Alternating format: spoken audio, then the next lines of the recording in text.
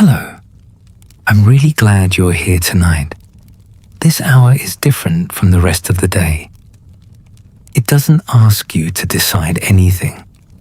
It doesn't ask you to perform or explain or keep up. It simply invites you to lie still and let your thoughts move at their own pace.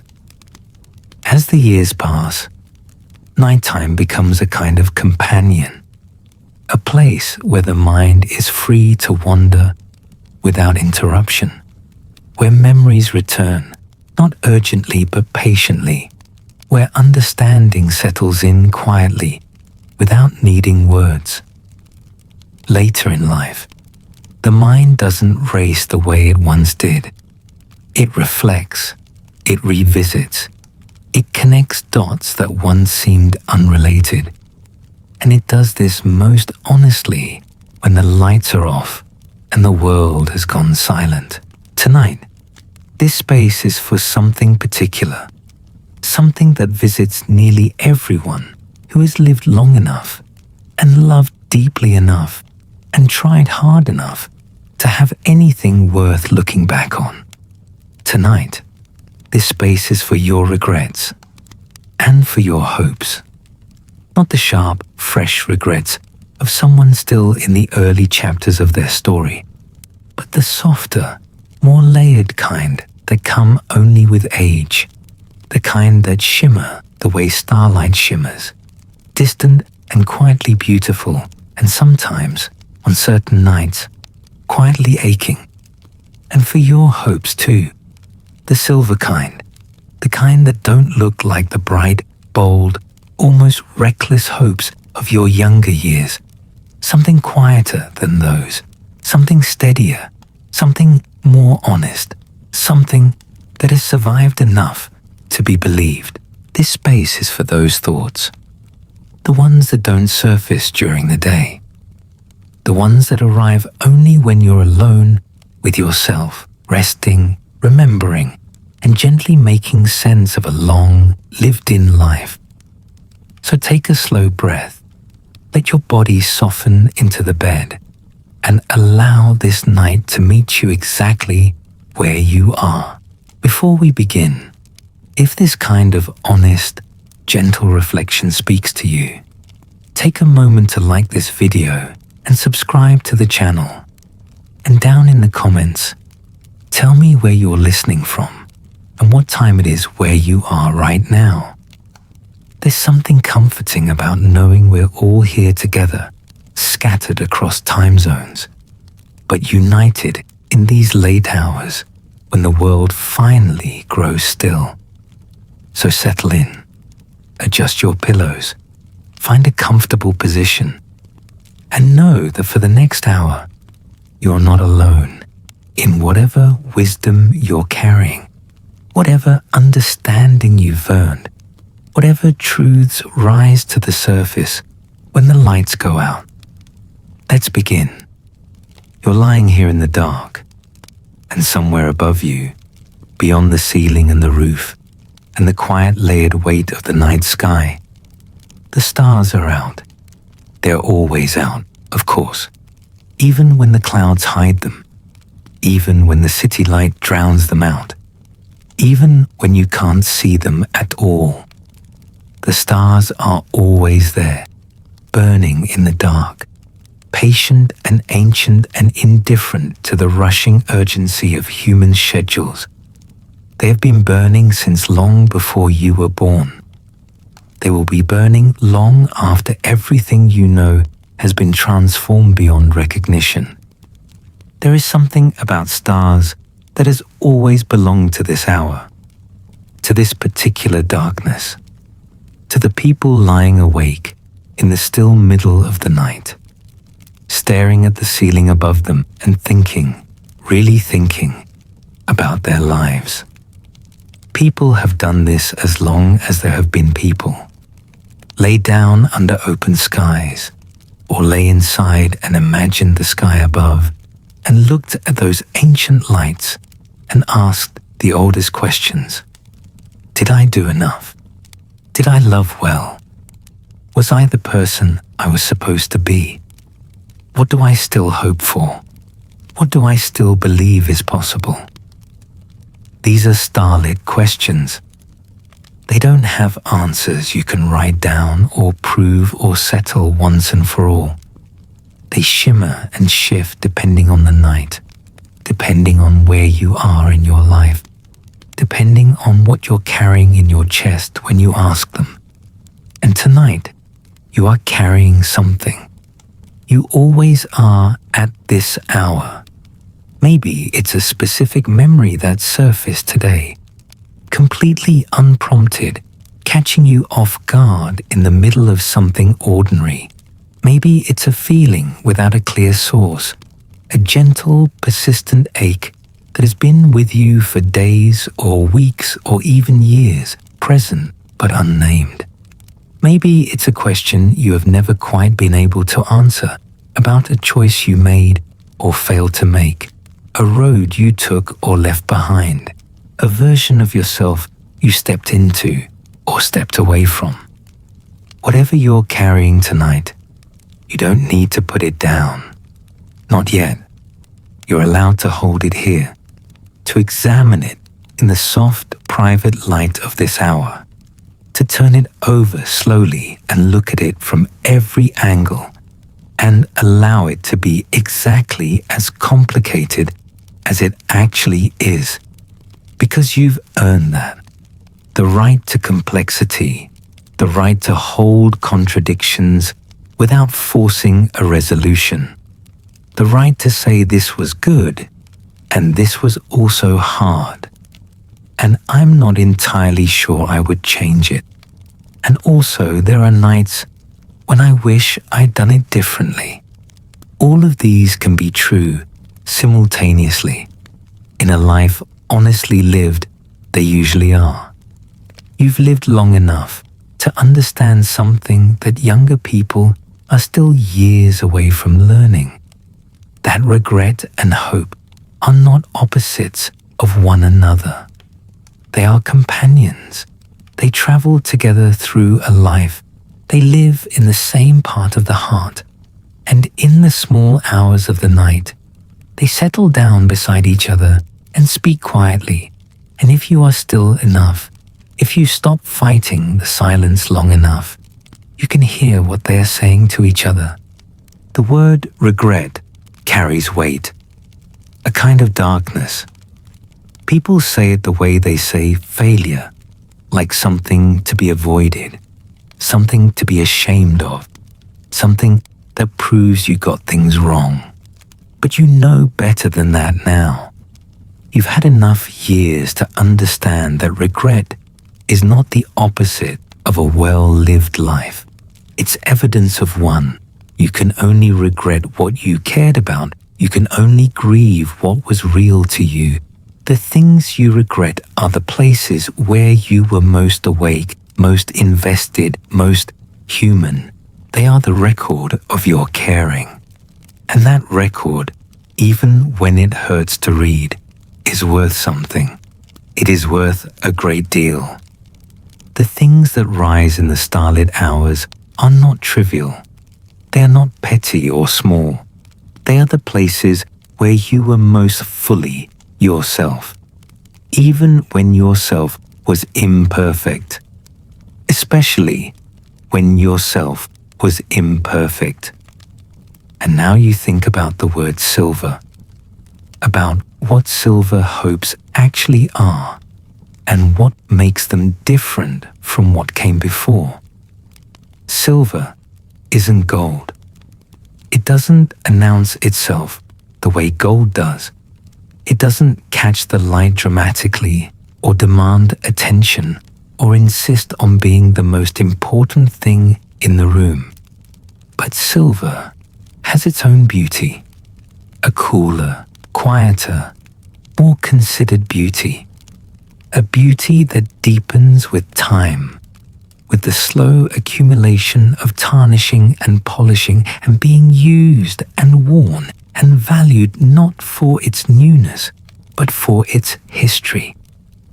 Silver gets more interesting as it ages. It develops character. It tells stories. in its surface that new things cannot tell.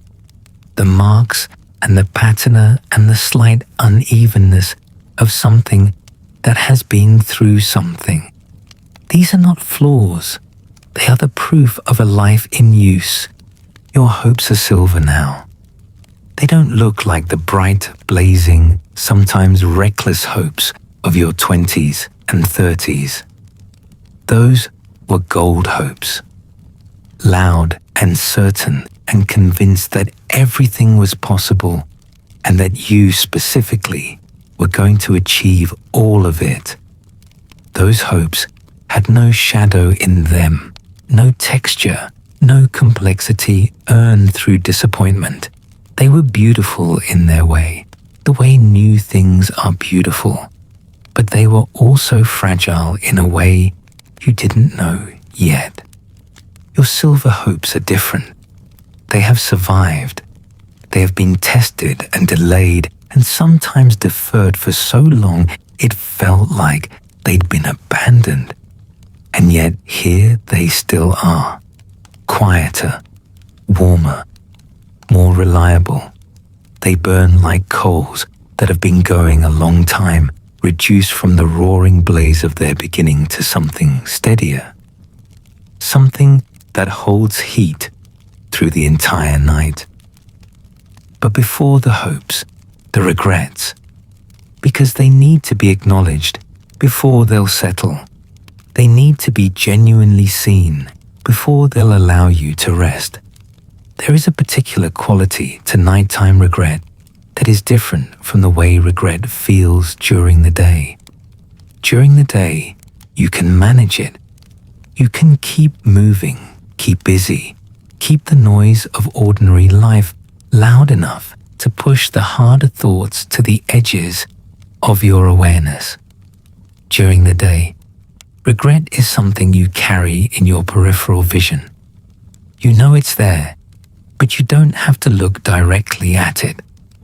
The daytime is full of permission not to look. But at night, when the distractions fall away one by one, when the phone is quiet and the house is still and the obligations of tomorrow haven't fully arrived yet, the peripheral things move to the center. They come forward. They stand directly in front of you. Not to punish you, though it can feel that way. Not to accuse, but because they are part of your life, and your life deserves honest accounting. And night is when the accounting happens, whether you invite it or not. So you let them come forward now. The things you didn't say, the words that have been stored in your chest for years, sometimes for decades. Words that you composed and rehearsed and fully intended to deliver. To your father, perhaps. To your mother. To a sibling you grew slowly distant from, until the distance became so familiar you stopped noticing it. To a friend you lost track of across the years and geography of your respective lives. To someone who hurt you and never understood the depth of the wound they left. To someone you hurt, who needed an apology. You were too proud or too frightened or too buried in your own pain to offer. You remember the specific moments when you stood at the absolute edge of saying the thing. When the opportunity was right there, open and waiting, patient as a door left ajar. When the person you needed to speak to was sitting across from you, physically close, still living, still reachable, still someone you could reach, and something stopped you. Fear, perhaps. The old familiar fear of changing the dynamic, of making things awkward, of cracking the careful surface of a relationship you both had agreed, silently and without ever discussing it, to maintain. Pride, perhaps. That stubborn insistence that they should simply know already, that love or remorse this significant shouldn't require articulation or habit. the long practiced habit of keeping the most important things sealed tightly inside yourself. And so you didn't say it, and time passed, the way time does, steadily and without asking permission. And then the moment was gone, and the person changed, or the relationship changed, or the person died, and now the words are still exactly where you left them, stored in your chest, waiting for a delivery that will never happen. This is one of the most particular aches of later life. The archive of unsaid things. The letters you wrote in your head but never sent. The conversations you kept postponing until postponing became permanent. The love you assumed would be obvious without being spoken. The "I'm sorry that came too late" or didn't come at all. You carry these. Some of them have been with you for so long they feel like part of your structure, like something load-bearing inside you. You don't notice them in daylight most of the time. But here, in the starlit dark, they make themselves known. They rise from wherever you've stored them, and they ask, not cruelly, not with accusation, just honestly, "Do you remember me?" You do. Of course you do. You remember them all. There was a conversation with your father that never quite happened the way it needed to. You were both adults by then, and the relationship had settled into patterns that felt permanent. Safe things discussed, weather, news, the manageable surfaces of each other's lives. But beneath the surface was so much that never found its way into words. Things you wanted to ask him about his own inner life, his own regrets, his own fears about the passage of time, whether he was proud of you in the specific, particular way that meant something, whether he saw you, the real you, not just the version you showed him, whether he understood the choices you made that confused or disappointed him. You never asked, and now the opportunity belongs to memory rather than possibility. Or maybe your unsaid thing was with your mother, the ancient, complicated architecture of that love, the way she shaped you in ways neither of you fully chose and neither of you fully understood. The ways you resented her care when you were young and missed it when it was gone. The ways she gave you what she had, and how sometimes what she had wasn't exactly what you needed. You wanted her to know something she never knew, or you wanted to hear something from her that she never said. Or in the last years, you finally understood what her life cost her, what she carried alone, what she gave up quietly and without complaint. And you wanted to say, "I see it now. I couldn't when I was young, but I see all of it now. I understand in a way that only became possible after I'd lived enough of my own life to have something to compare it to. I'm sorry it took me so long to understand." Perhaps you said some version of this. Perhaps the words came out imperfectly. Perhaps they came out not at all. Either way, there is something that sits incomplete. There is always something that sits incomplete in these central relationships. That is not a failure.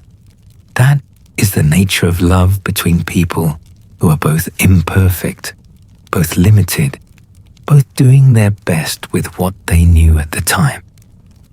You think about the choices that built the shape of your life, the decisions that seemed clear enough when you made them but revealed their full complexity only gradually over years. The way a landscape changes as you rise above it and begin to see how everything connects. The career you chose, or the career that chose you by circumstance.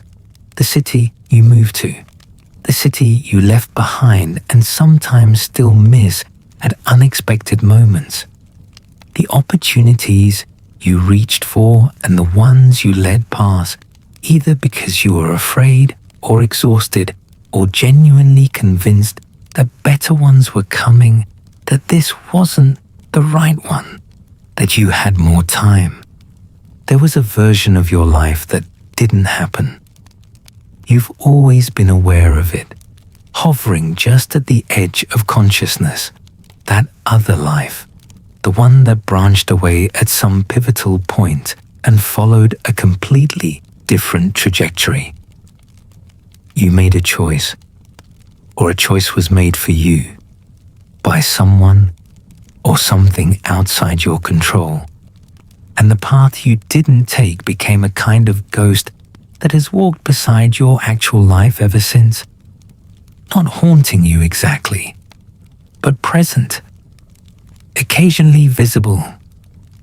You wonder about that person sometimes, the version of you who went the other way, who took the position in the other city, who said yes to the thing you said no to, or said no to the thing you said yes to, who stayed when you left, who left when you stayed.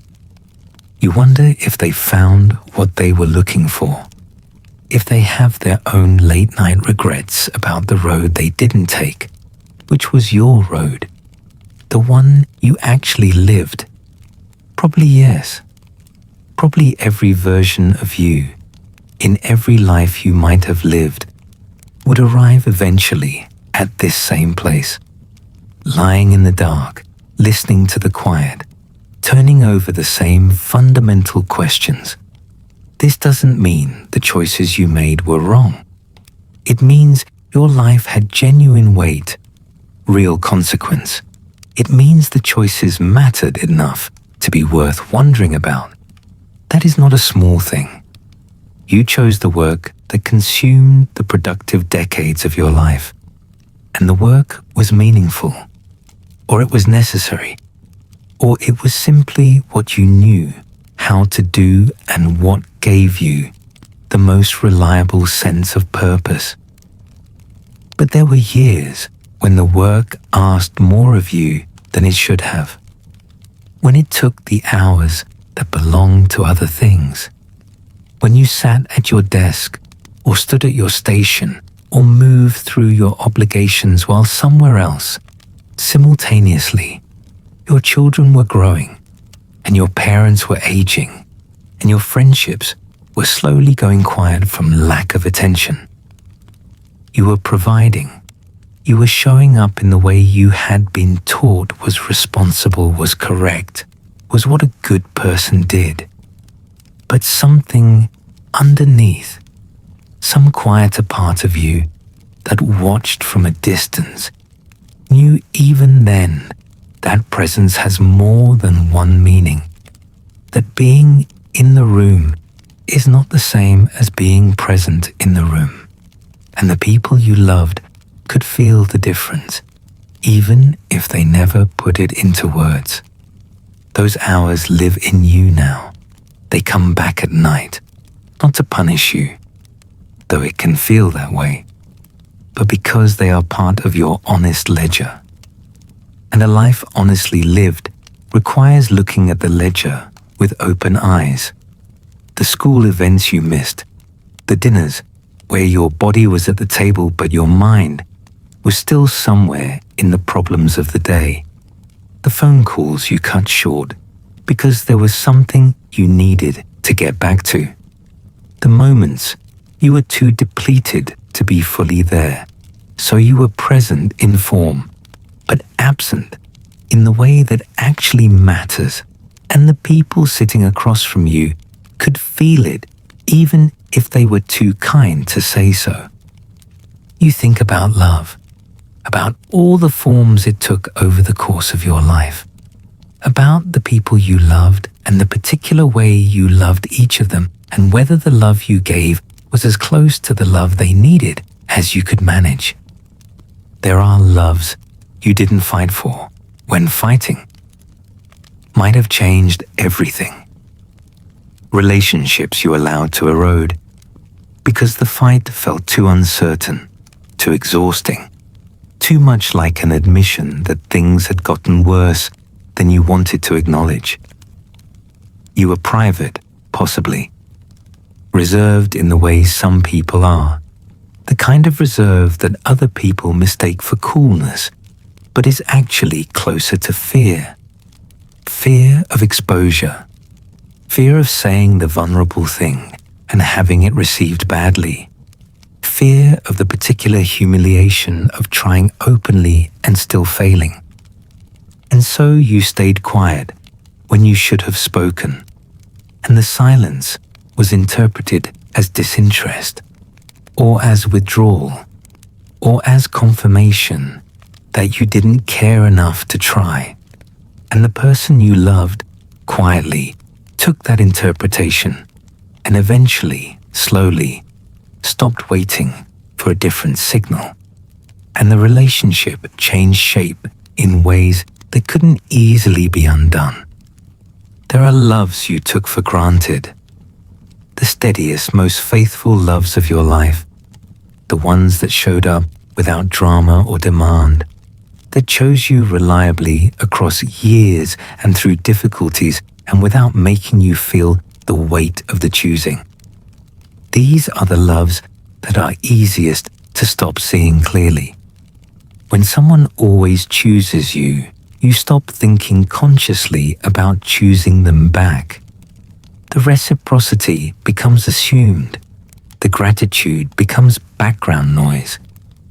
You understand now what you couldn't see then, that love is not a state of being.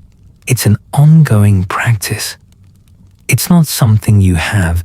It's something you do every day in specific actions that say, I see you, I choose you, not because I have to, not out of habit or obligation, or because our lives have become so intertwined that leaving would be too complicated, but because I'm actively, deliberately grateful that you exist in my life and I want you to know it.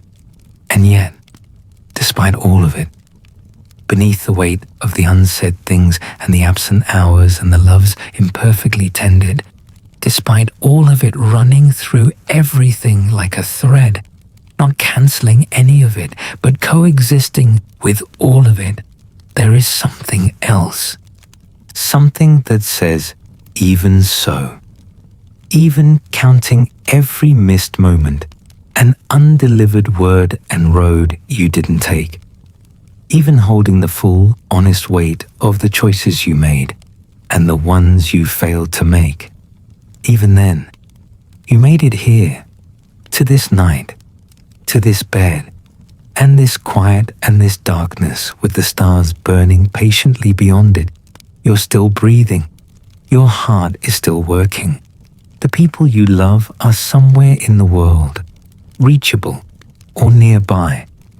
Something in you is still here, still aware, still capable of feeling the weight of what you've lived, which means you're still alive to it, still present to your own existence.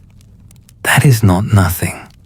That is, when you actually stop and let it land, rather extraordinary. Your silver hopes are not naive hopes. They are not the hopes of someone who hasn't encountered disappointment yet. They are the hopes of someone who has been disappointed, sometimes deeply, and is still hoping. That is a categorically different thing. That is a harder thing to sustain and therefore a more valuable thing to carry. You've chosen to keep hoping, not because life has been easy, but because you've decided that hope is worth the cost of its occasional failure. You hope for more time, not for forever. You released that particular request years ago, just more time. Enough to have the conversation you keep postponing. Enough to watch the people you love move further into their own lives and see who they're becoming. Enough to sit somewhere beautiful, your porch, your garden, a window seat, and watch the light change across an afternoon. Enough to read the books on your nightstand. Enough to call the person you haven't called in too long. Enough to do the small things that compound into a life well finished. More time. It's a modest hope. It doesn't ask for everything. Just a little more. Just enough. The stars are still out there. Beyond the ceiling. Beyond the still dark weight of the night. Ancient and patient. Burning their quiet light across distances that make your life look small, and yet somehow not making your life feel small, because you are alive, and they are not. And there is something in that, in the aliveness, in the breathing and the remembering and the hoping and the regret and the love and all of it together, that those distant burning lights will never have. You take a breath now, a real and deliberate one. You feel your chest rise. You feel your body here, this body that has carried everything, all the years and choices and losses and loves and transformations, still present, still working, still capable of this quiet miracle of pulling air in and letting it go. The echoes of the first half of tonight are settling now. They needed to be heard before they could quiet. The regrets have been acknowledged. The hopes have been named. The unsaid things have been sat with. The missed hours have been counted honestly. And through all of it, under all of it, the silver thread continues, still warm, still burning, still running through the center of your life. Rest here a moment. In this space between what was and what still might be, you are not finished. The second half of tonight is still ahead, and there is more to move through, more to remember, more to understand. But for now, breathe. Just breathe. Let the stars do what they do. Let the dark be gentle. Let this be enough for this moment. You are here. That is real. That is everything. You're still here, still breathing, still held by the dark and the quiet and the patient weight of the night around you. The first half of tonight asked you to look honestly at what you carry, at the regrets that shimmer like distant stars, beautiful and aching and real, at the hopes that have survived long enough to become silver. You looked, you didn't flinch away, and now something in you has loosened slightly, the way a knot loosens after you stop pulling against it, and simply allow it to ease open at its own pace. The second half of tonight is different. It moves more slowly. It goes deeper. It doesn't ask you to account for things so much as to understand them, to find the meaning that was always inside the difficulty, to recognize what the regrets actually taught you and what the hopes are actually made of. Because regret without meaning is just pain, and hope without understanding is just wishing. But when you sit with them long enough, when you stop trying to resolve them and simply let them speak, they become something more than either of those things. They become wisdom. And wisdom is what you are here in the second half of your life, specifically equipped to carry. So breathe again. A long, slow breath in, and a long, slow breath out. Feel your body settle a little further into the mattress. Feel your shoulders drop. Feel the tension in your jaw release. You don't need to hold anything tightly right now. The night will keep everything safe until morning. You're allowed to let go of the grip for just these hours and simply be here, in this body, in this life, in this particular night that will never come again. You think about forgiveness, because any honest conversation about regret eventually arrives at forgiveness. It has to. You cannot carry the weight of a lifetime's worth of imperfect choices without eventually needing to put some of it down.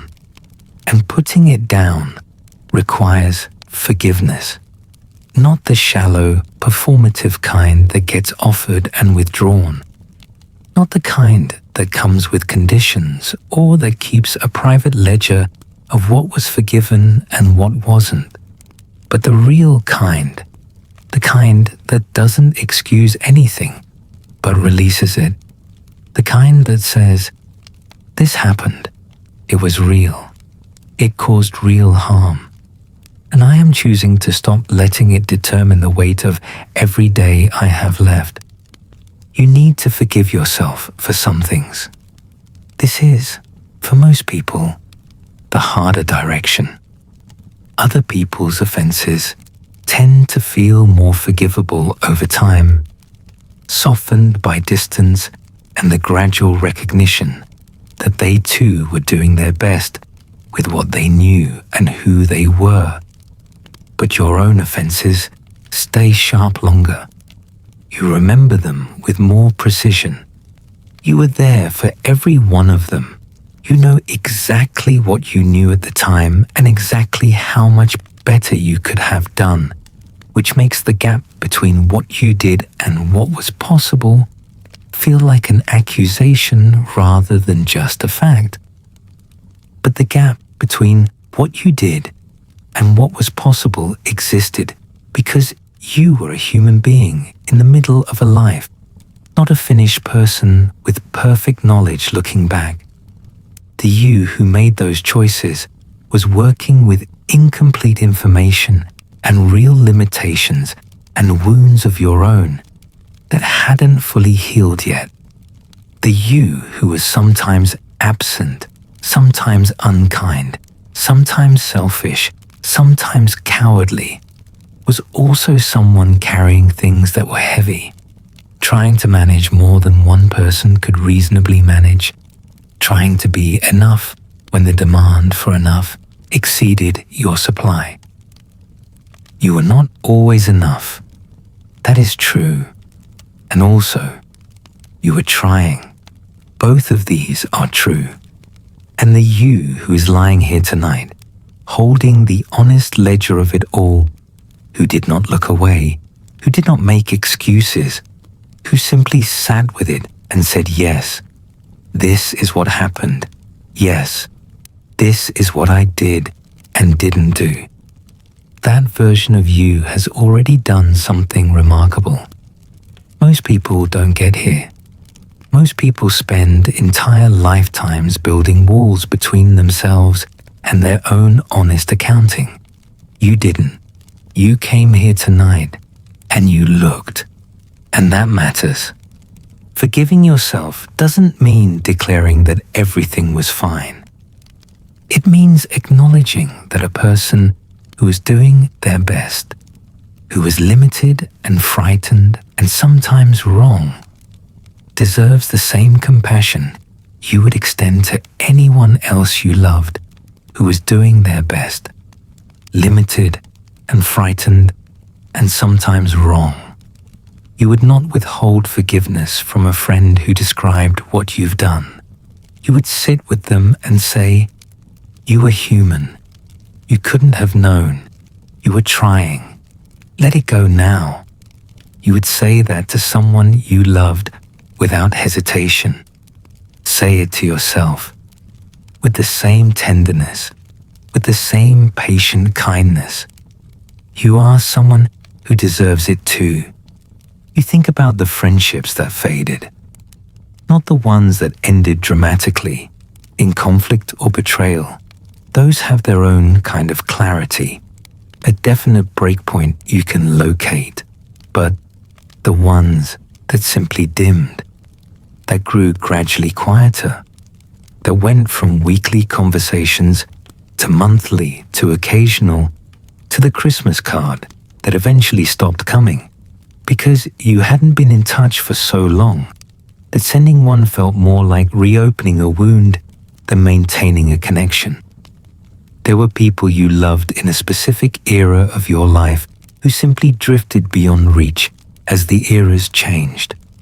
The friend from your first job who understood exactly what that particular workplace was like, who shared the specific humor of surviving it, who knew the names and stories that no one else would remember or care about.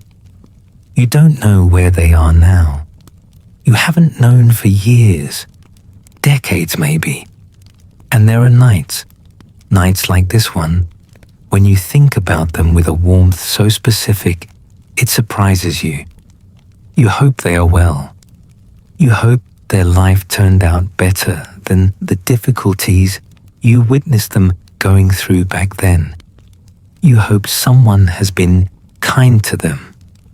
There was the friend who knew you in your early adulthood when you were still becoming yourself, who saw you before you had your adult armor fully in place, who knew the version of you that was more uncertain, more searching, more openly in the process of figuring things out. That friendship carried a kind of intimacy that is harder to build as you get older, because getting older means getting more settled in yourself, more defined, more polished into the person you ended up becoming. The early friendships happened before the polishing. They happened when you were still rough and unformed, and that roughness was shared, and something about sharing it created a bond that the smoother later version of you sometimes struggles to replicate. You hope you were a good friend. You weren't always. You know that. There were periods when you withdrew into your own life so completely that the people who cared about you had to choose between persisting through your unavailability and accepting the friendship had changed. Some persisted, some didn't. The ones who stopped trying weren't wrong to. You had been absent. You had let the connection thin past the point where one side alone could maintain it. You understand that now, even if understanding it doesn't change the outcome. But here is what else is true about friendship and the silver hope you carry for it. It is not too late to reach, not for everyone. There are people in your life right now, some of them nearby, some of them only a message away, who would feel the warmth of your attention like sunlight, who have been waiting longer than they'd admit for you to simply reach out, who assume you're busy or that you've moved on or that the gap has grown too large to bridge, when in reality they are lying in their own beds on their own quiet nights thinking about you in the exact same way you are thinking about them. The bridge is smaller than it looks from this side. A single message, a phone call that starts awkwardly and then remembers its footing, an admission that you've missed them and that you're sorry for the silence, and that you'd like to try again if they're willing. That is all it takes to start. The rest builds itself once you've started. Connection remembers its own shape. You don't have to recreate everything from nothing. You just have to open the door. You think about the version of yourself you are still becoming. Because here is something younger people don't know about aging, and something you are only now fully understanding about yourself. You have not finished becoming. The becoming does not stop.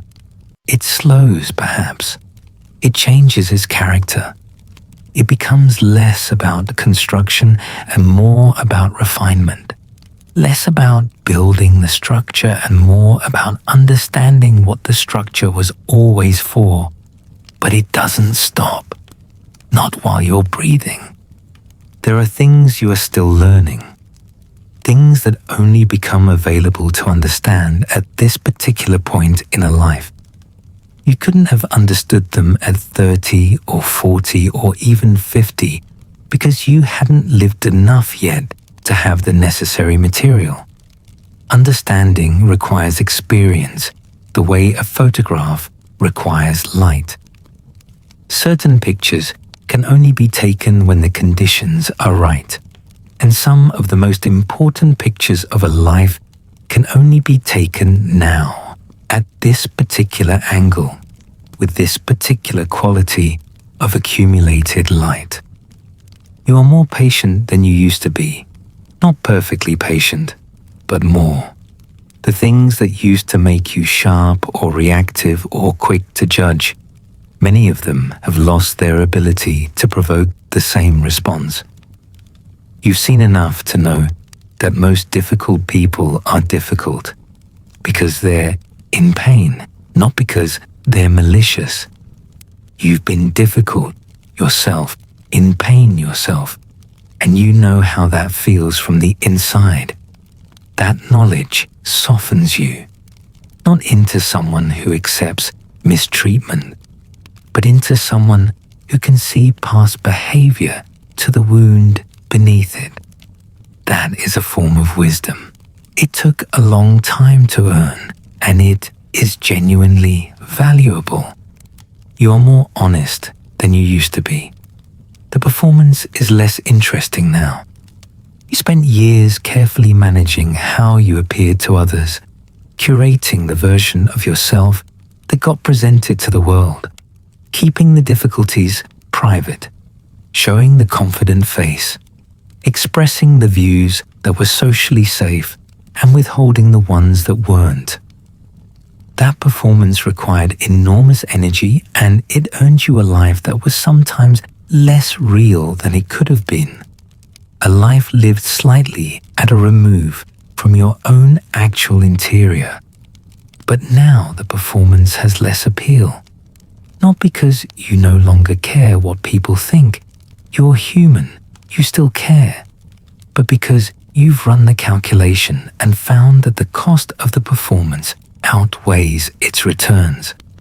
Authentic connection is more sustaining than performed approval.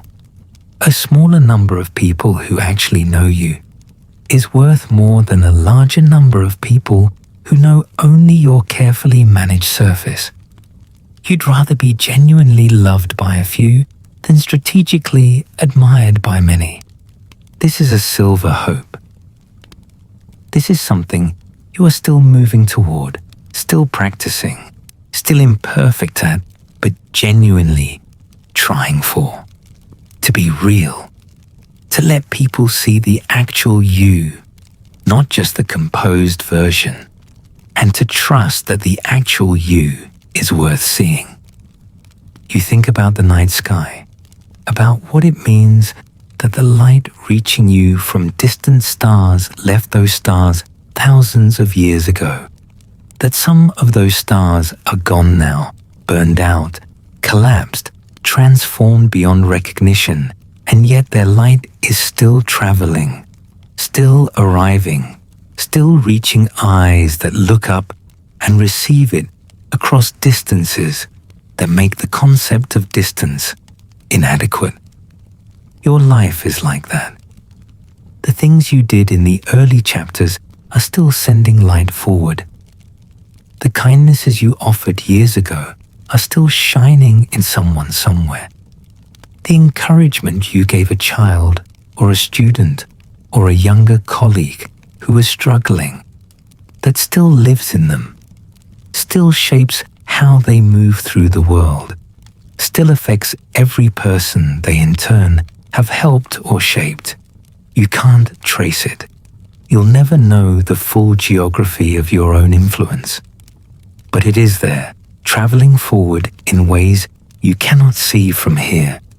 And the light from those who shaped you, the people who are gone now, who died or drifted beyond reach, their light is still arriving in you.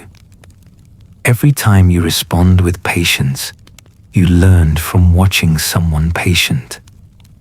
Every time you offer comfort using words that were first offered to you in your own difficult hours. Every time you pass on something true about how to live, something you received from someone else who received it from someone before them. The light travels forward. It doesn't stop at the edge of a life. It keeps going. This is not a consolation invented to make loss bearable. This is simply how it works. People leave traces that outlast them. The traces aren't always obvious or grand. More often, they're quiet, a way of holding a cup of tea, a particular phrase of comfort, a tolerance for silence that someone learned sitting beside someone else who was comfortable in silence. A way of laughing at difficulty that was learned from someone who laughed at difficulty first.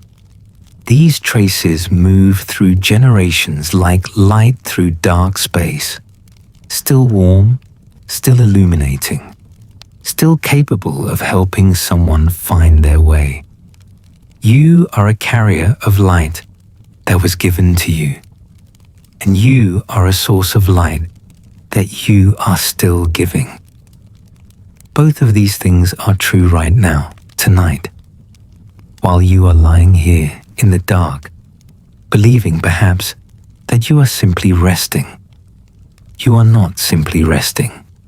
You are a living repository of everything that was passed to you and everything you've become with it and everything you are still passing forward. That is a considerable thing to be. You think about the morning, not tomorrow morning specifically, though that too, but the concept of morning, of what it means that every night you have lived through has been followed by one, that the darkness has always been temporary, that the stars, patient and ancient as they are, give way to the sun, and the sun makes the whole idea of stars feel impossible, too bright, too full of presence and immediacy and demand to allow for the quiet of starlight. And yet the stars were there all along. Are there right now? Will be there when the sun sets again. There is a cycle in this that your body knows deeply. You have lived through enough nights and mornings to have the rhythm stored somewhere fundamental below conscious thought, in the tissue of you. You know at some cellular level that the dark is followed by light. Not because you looked it up, because you lived it thousands of times, because your body has been through this particular arc more times than it can count, and it has learned to trust it. The night will pass, not immediately, not quickly, but reliably. The morning is already on its way even when the dark feels most complete. And your silver hopes feel like that, like morning, not here yet, not fully arrived, but already in motion, already on their way towards you, even while you lie here in the dark, wondering if they are real. They are real. They have survived too much not to be real.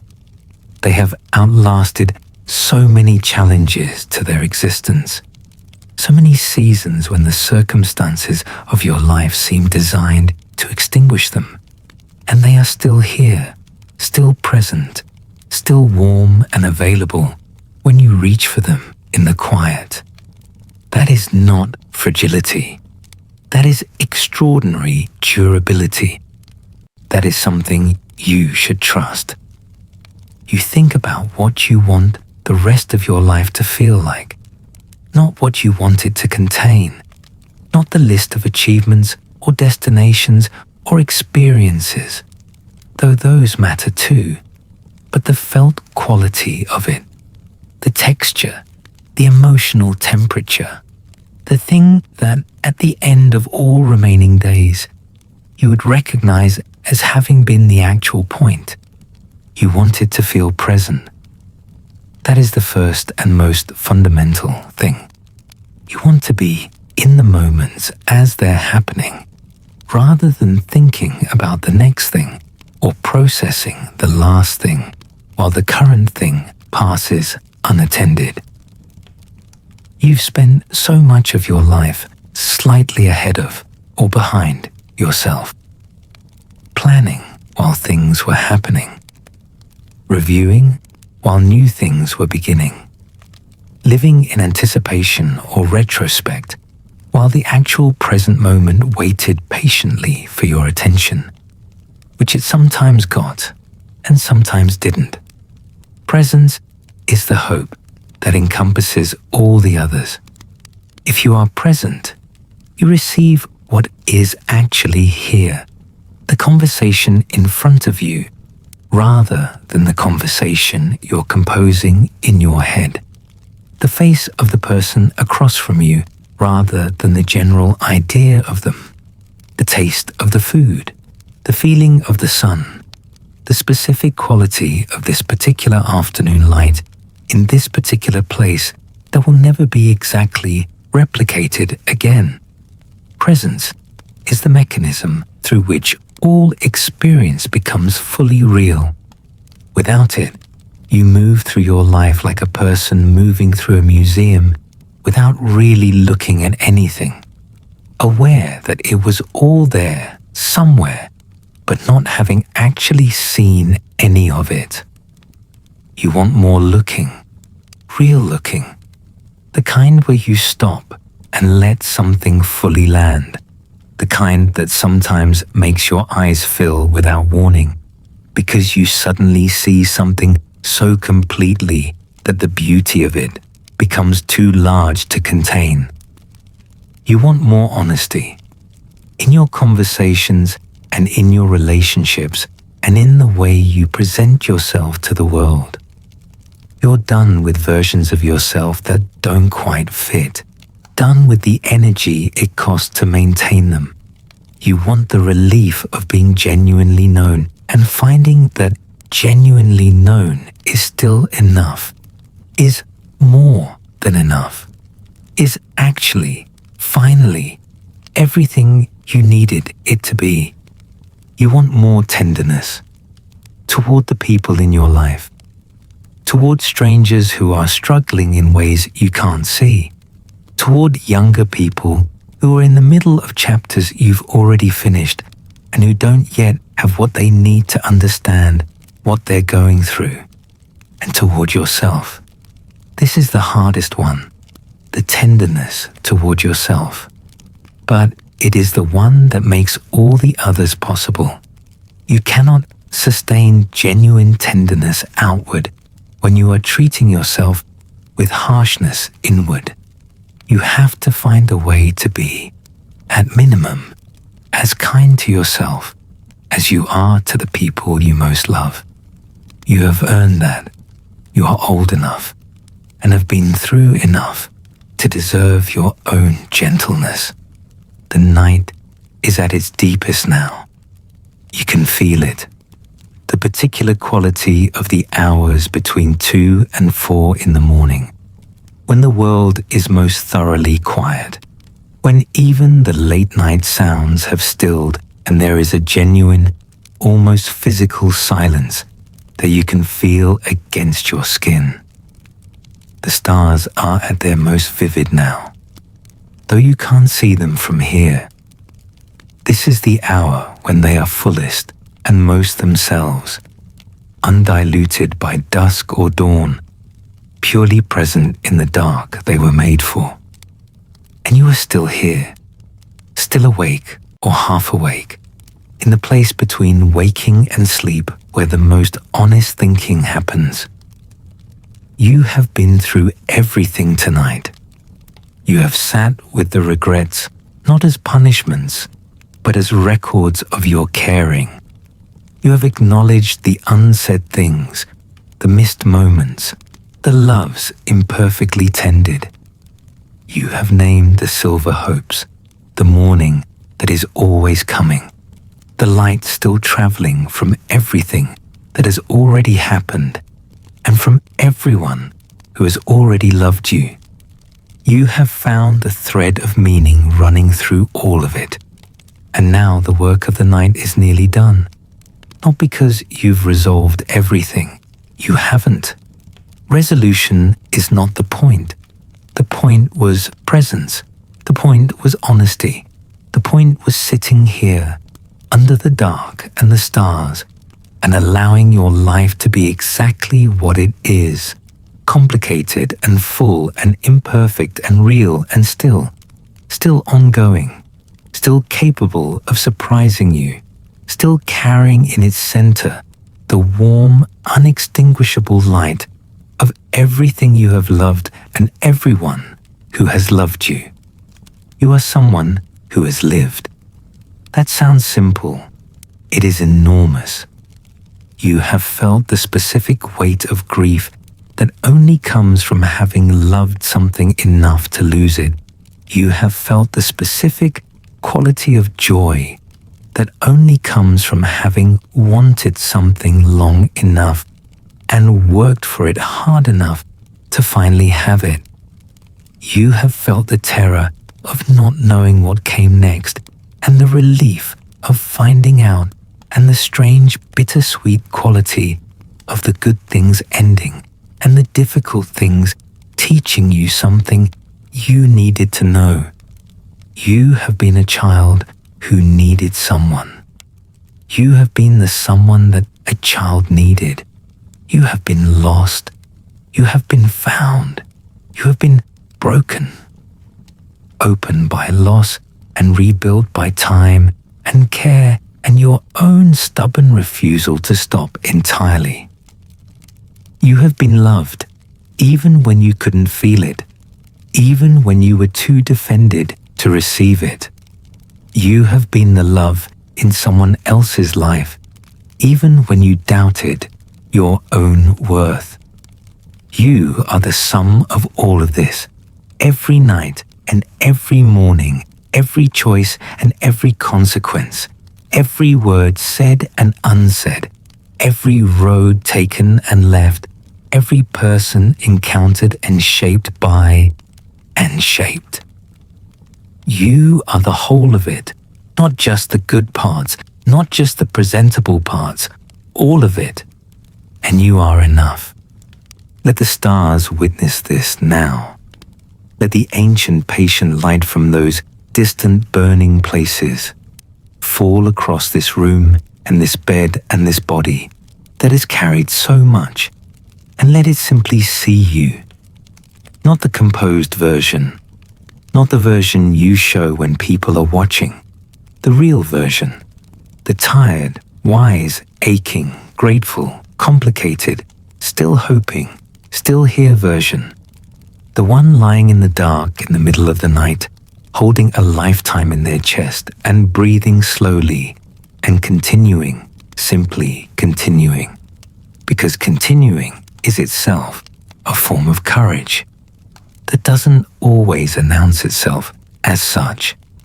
You are still becoming, still learning, still capable of being surprised by tenderness, and still capable of offering it, still capable of connection that matters, and honesty that heals, and presence that makes someone feel genuinely seen. These things have not been taken from you by the years.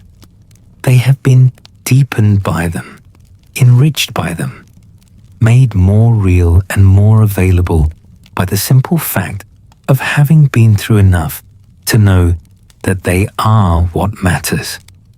The regrets will always be part of you, not as wounds that demand attention, not as accusations that keep you up, but as the honest record of where you were most alive, most invested, most human. They are yours. They are part of your story. And your story, all of it, is worth the telling.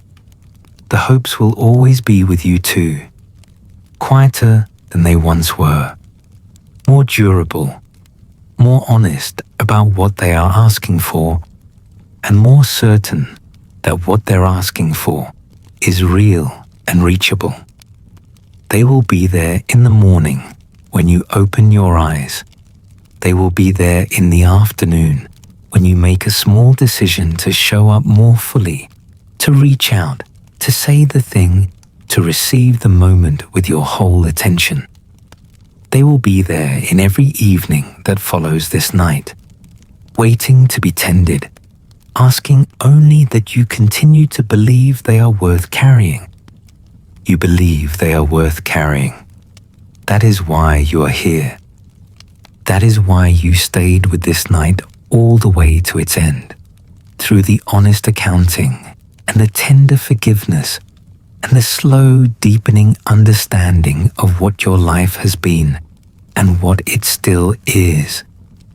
Because you believe in the silver, because you are not finished, because the morning is always coming and you are still, against all odds and through everything, still here to meet it. Now let the night do what it does best. Let it hold you. Let the darkness be gentle and the quiet be kind and the weight of everything you've carried be allowed, just for these hours, to rest beside you rather than inside you. Let your body sink deeper into the warmth around you. Let your breathing slow to its own rhythm, the one your body knows without being told. Let your thoughts lose their edges. Let the starlit questions settle back into the sky where they live, patient and ancient and still there, always still there, waiting for the next night when you need them. You have done enough tonight. You have been present and honest and brave in the small, necessary way that doesn't look like bravery but is. You have looked at your life without flinching and found it, in the end, worth the looking. Sleep now. Let the stars keep their watch. Let the hopes stay warm. Let the regrets rest, acknowledged and witnessed and no longer needing to shout to be heard. Let this whole, long, honest night become the kind of rest that actually restores something. The kind that leaves you, when morning comes, a little lighter, a little more certain of what matters, a little more ready to live the days you have left with the full presence they deserve. You are here. You have been here all along, and that is, in every way that counts, more than enough. The fires die down, the stories settle, and the world grows still. Let your thoughts drift away like embers on the wind. Good night. You've journeyed far through time tonight. Now it's time to journey into dreams. Close your eyes, breathe, and let sleep find you.